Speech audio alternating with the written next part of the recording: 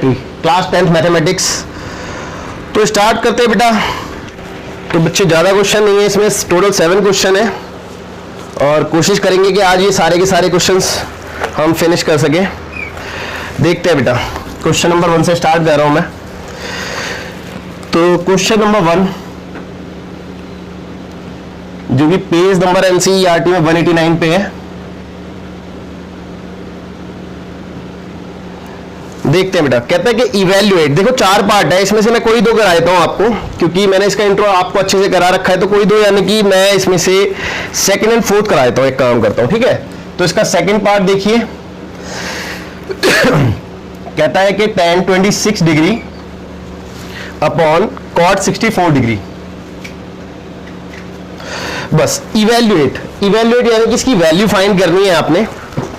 और देखते हैं। हेलो त्रियांश, देखो मैंने जैसे कि आपको इसके इंट्रो में बताया था बेटा बहुत अच्छे से कि आपने क्या देखना है बेटा, पेयर देखना है, ठीक है। और पेयर में क्या चीज, कॉम्प्लीमेंट्री एंगल का पेयर है ना। कॉम्प्लीमेंट्री एंगल का पेयर का मतलब क्या होता है कि जिसका सम 90 डिग्री हो। आपने वो पेयर ढूंढना है, अगर वो आपको पेयर मिल जाता है तो कोई एक आपने चेंज कर देना है ना, कोई एक रेशियो आपने चेंज कर देना है। किस फॉर्म में से, मैं एक बार और लिख देता हूं, ये वाले फॉर्म में जो है मैंने आपको बताया था, sin 90 degree minus theta equal to cos theta, number 2 cos 90 degree minus theta equal to sin theta, number 3 tan 90 degree minus theta equal to cot theta, number 4 sec 90 minus theta, या फिर पहले cot लिख लेते हैं।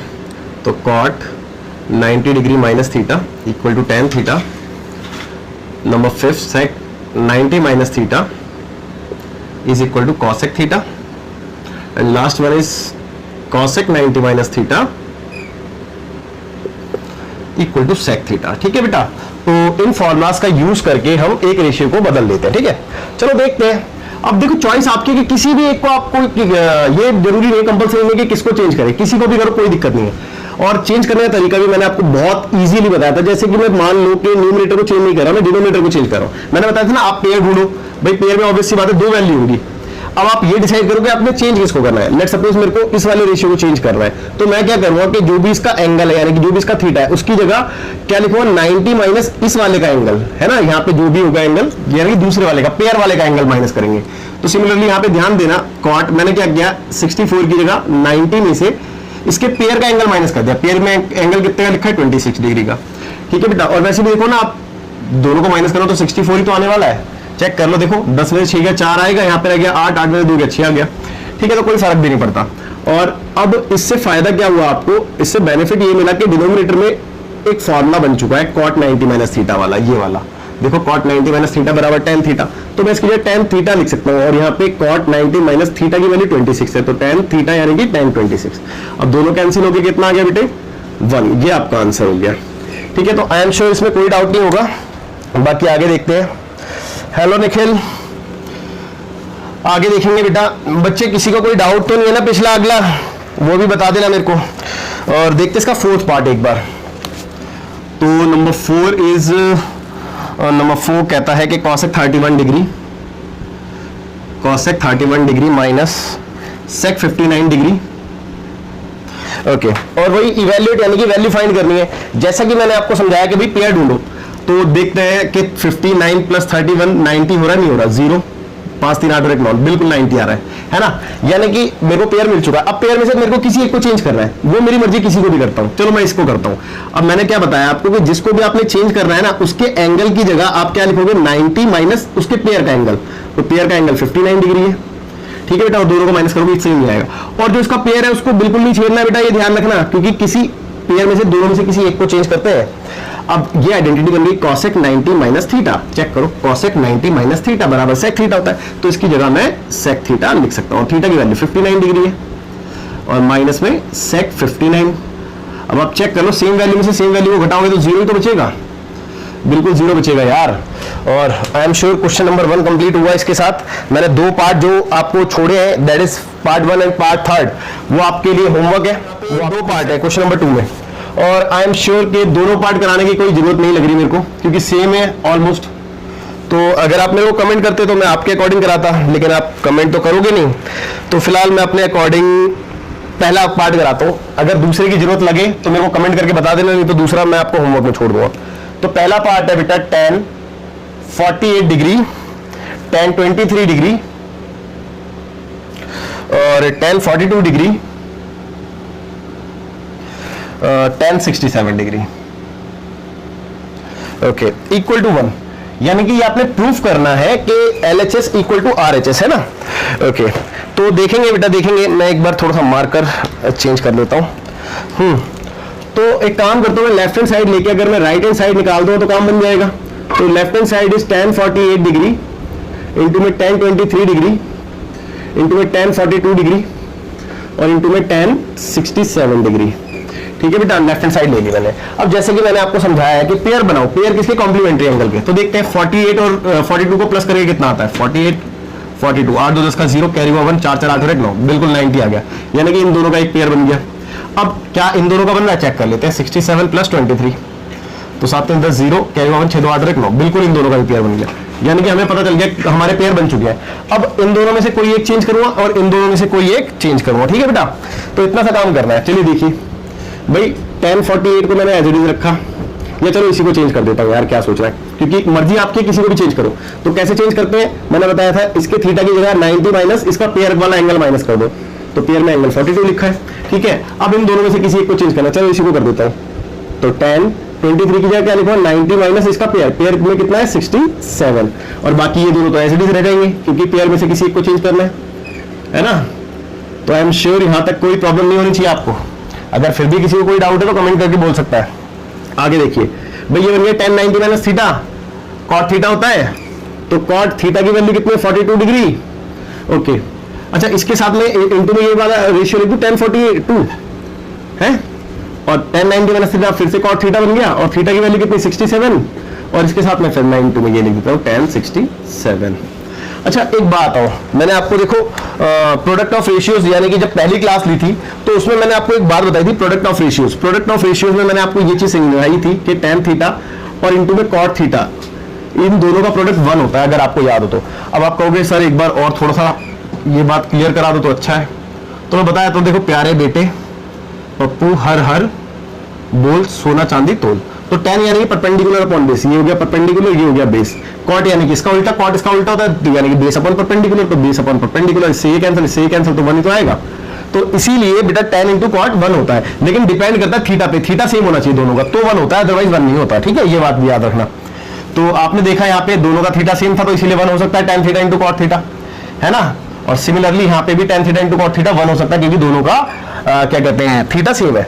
तो मैंने इस प्रकार ये दोनों की जगह 1 लिख दिया, और इंटू में इन दोनों की जगह भी 1, तो 1 इंटू 1 करूंगा तो 1 ही आएगा, जो कि आपकी राइट हैंड साइड है, और प्रूफ भी हो गया, तो hence proved. Question number 3, page number same ही चल रहा है अभी तो 189। कहता है कि tan 2a if tan 2a is equal to cot a minus 18 degree is equal to cot a minus 18 degree. Okay, where 2a is an acute angle, 2a क्या है, acute angle मतलब below 90 डिग्री, यानी कि 90 degree से छोटा है। ठीक है, find the value of a, तो a की वैल्यू आप बताइए। ये क्वेश्चन है, बहुत इजी है, इस टाइप का मैं एग्जांपल में भी करा चुका हूं आपको, बट देखते हैं एक बार। देखो ये इन्फॉर्मेशन गिवन है और एक ये इन्फॉर्मेशन गिवन है। ठीक है, तो चलो इन्हीं का यूज करते हैं। तो tan 2a is equal to cot, या स्टेप दोबारा रिपीट क्यों करना, मैं डायरेक्ट ही करता हूँ, यहीं से सॉल्यूशन पार्ट है ना, लेट सपोज। ओके, अब देखेंगे ध्यान से। देखो एक बात बताओ, मैंने आपको बताया था कि tan 90 minus theta cot theta होता है, और इसी प्रकार cot 90 minus theta tan theta होता है। तो मैं देखो ये वाली आइडेंटिटी दोबारा लिख के दिखाऊंगा, cot 90 माइनस थीटा बराबर tan थीटा, इसमें कोई डाउट नहीं होगा आपको। ठीक है, अब एक बात आओ कि क्या मैं tan थीटा की जगह cot 90 माइनस थीटा लिख सकता हूं, तो क्या मैं थीटा की जगह अगर tan 2a लिखूं, तो यहां पे क्या लिखना पड़ेगा मेरे को, cot 90 माइनस 2a लिखना पड़ेगा ना। भाई चेक कर लो, थीटा थीटा था तो 2a आ गया, तो क्या tan 2a की जगह मैं ये चीज लिख सकता हूं, तो आप कहोगे सर बिल्कुल लिख सकते हो, तो मैं लिख देता हूं ना, फिर यार शर्माने की क्या बात है, 90 माइनस 2a। अब आप ये पूछना चाहोगे कि सर ऐसा लिखा क्यों, तो मैं आपको बता दूं ऐसा मैंने इसलिए लिखा क्योंकि अगर ये दोनों रेशियो सेम नहीं होंगे तो मैं इसको कैंसिल कैसे करूंगा, और अगर कैंसिल नहीं करूंगा तो फिर मैं इस इक्वेशन को सॉल्व करके ए कैसे फाइंड करूंगा। तो मेरे को सेम बनाना था, या तो मैं इसको कॉट बना दूं जो मैंने बनाया, या फिर इस वाले को tan बना दूं। तो चॉइस इज योर। और मैंने इसको चेंज इसलिए किया क्योंकि इसके रिगार्डिंग मेरे पे ये वाली इंफॉर्मेशन भी थी, क्योंकि ये वाले फॉर्म में एक्यूट एंगल में लगता है, ये बात मैंने आपको क्लियर करी है। अब कॉट से कॉट गया, बाय बाय। काट के बाद दिखाना मैंने पहले भी बताया था, तो अगले स्टेप में हटा दो बस। और देयरफॉर क्या बचा 90 डिग्री माइनस 2a, और इस तरफ क्या बचा a माइनस 18 डिग्री। अब लाइक टर्म एक तरफ कर लो, जैसे कि माइनस का 2a, ये इधर आएगा माइनस का a, और इस तरफ क्या है माइनस का 18 डिग्री, ये इधर आएगा माइनस का 90 डिग्री। 2a और a के मिलके हो गया माइनस का 3a। इसको रफ कर दूं पहले। तो बच्चों ये दोनों को ऐड करेंगे तो कितना आ गया 8, 9 और 1 10, 108 माइनस का, माइनस से माइनस कैंसिल, तो a is equal to 108 upon में 3। 3 से 3 बारी में 9 टाइम्स में है ना, 3 3 जा 9 और 3 6 18, यानी कि a की वैल्यू 36 डिग्री आ गई। ठीक है, और आई एम श्योर आंसर बिल्कुल ठीक होगा। आप पीछे क्रॉस चेक कर लेना जरूर फिर भी, ठीक है, एनसीईआरटी में एक बार आंसर जरूर क्रॉस चेक कर लें, वैसे तो सही होगा डेफिनेटली। तो क्वेश्चन नंबर 4 की बात कर रहे हैं हम, और क्या लिखा है देख लेते हैं पहले। अरे वाह बहुत इजी है, तो देखते हैं, चलो देखेंगे एक बार। रफ कर दूं इसको थोड़ा सा। क्वेश्चन नंबर 4 कहता है कि if tan a is equal to cot b, साफ साफ लिखा है कि tan a जो है इक्वल है cot b के। ओके, तो कहता है proof that this equal to this, तो इट इज गिवन ना, ये हमें गिवन था, और टू प्रूफ आपने प्रूफ करना है कि a plus b equals to 90 degree. बस यही है, हाँ इतना सही क्वेश्चन है और बहुत इजी भी है, कोई दिक्कत नहीं है इसमें, बट देखेंगे ध्यान से। देखो जो चीज गिवन है उसका यूज करेंगे। तो we have tan of a is equal to cot of b। अब फिर से वही वाली प्रीवियस वाली क्वेश्चन वाली समस्या सामने है कि बेटा अगर मेरे को a और b इक्वल टू 90 चाहिए, तो इसका मतलब ये समझ में आता है कि tan और cot तो हटाना पड़ेगा, यही तो a और b का कुछ ना कुछ रिलेशन में निकाल पाऊंगा। तो tan और cot को हटाने के लिए मेरे को ये सेम बनाने पड़ेंगे, या तो मैं इसको cot बनाऊं या इसको tan बनाऊं। तो फिर से वही सेम बात है, मर्जी आपकी किसी से भी कर लो ना यार। तो चलो मैं इसको चेंज कर देता हूं। देखो cot थीटा बराबर क्या होता है, आप चेक करो भाई। आप कहोगे सर tan 90 माइनस थीटा को कहते हैं cot थीटा, है ना, tan 90 minus theta cot theta होता है। तो अगर मैं tan 90 माइनस b लिखूंगा यहाँ पे, तो इस इधर क्या आएगा cot b आएगा। तो cot b की जगह मैं ये लिख सकता हूँ, इसका मतलब ये होता है ना कि cot b की जगह मैं tan 90 माइनस b लिख सकता हूँ। तो अगले स्टेप में मैंने लिख दिया tan 90 डिग्री माइनस b और इज इक्वल टू में tan of a as it is. ठीक है, आई एम श्योर कोई डाउट नहीं होगा। tan से tan कट गया, काट के दिखाना नहीं है लेकिन, तो बचा क्या a equal to 90 degree minus b। अब ये माइनस का b इधर आएगा तो प्लस का हो जाएगा, नहीं हो जाएगा। तो a plus b equal to 90 degree हो गया प्रूफ। अरे वाह, ये तो बहुत इजी था। तो हैंस प्रूफ्ड। ठीक है, तो डेफिनेटली आपको ये भी समझ में आगे क्वेश्चन करा रहा हूं, क्वेश्चन नंबर 5 देखेंगे।